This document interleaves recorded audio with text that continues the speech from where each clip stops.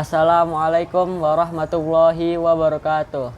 Alhamdulillahirabbil alamin wassalatu wassalamu ala asrofil anbiya wal mursalin wa ala alihi wa sahbihi ajmain, amma ba'du. Sahabat SMP Muda yang berbahagia, membaca Al-Quran adalah salah satu amalan yang sangat dianjurkan dalam Islam. Namun, selain memperhatikan teknik membaca yang benar, kita juga perlu memperhatikan adab-adab yang seharusnya dilakukan saat membaca Al-Quran. Beberapa adab dalam membaca Al-Quran antara lain: 1. Membersihkan diri. Sebelum membaca Al-Quran, sebaiknya kita membersihkan diri dengan wudhu atau mandi agar dapat merasa suci dan bersih. Sebagai firman Allah dalam surat Al-Waqiah ayat 79, La yamassuhu illal mutahharun, yang artinya tidak menyentuh kecuali orang-orang yang disucikan. 2. Membaca dengan tartil. Bismillahirrahmanirrahim. Auzida alaihi warattilil Qur'ana tartila. Atau lebih dari seperdua itu, dan bacalah Al-Quran dengan tartil. Al-Muzammil ayat 4. Saat membaca Al-Quran, kita perlu memperhatikan tajwid yang benar. 3. Membaca dengan hati yang khusyuk. Saat membaca Al-Quran, kita perlu membaca dengan hati yang khusyuk dan tenang, serta fokus pada makna yang terkandung dalam ayat tersebut.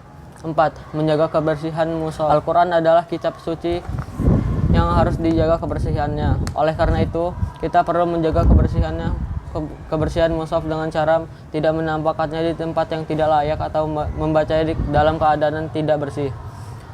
5. Menjaga tempat penyimpanan. Al-Quran sebaiknya disimpan di tempat yang khusus dan layak, seperti rak atau tempat khusus untuk Al-Quran. Selain itu, kita perlu menjaga kebersihan dan kerapihan tempat penyimpanan tersebut. 6. Berdoa sebelum dan setelah membaca. Sebelum membaca Al-Quran, sebaiknya kita berdoa terlebih dahulu agar diberikan keberkahan dalam membaca Al-Quran. Setelah selesai membaca, kita juga perlu berdoa sebagai bentuk syukur dan permohonan ampunan atas segala kesalahan yang dilakukan. 7. Tidak membaca Al-Quran di tempat yang tidak pantas. Kita perlu menjaga kehormatan Al-Quran dengan tidak membaca di tempat yang tidak pantas, seperti toilet dan tempat-tempat kotor tidak layak.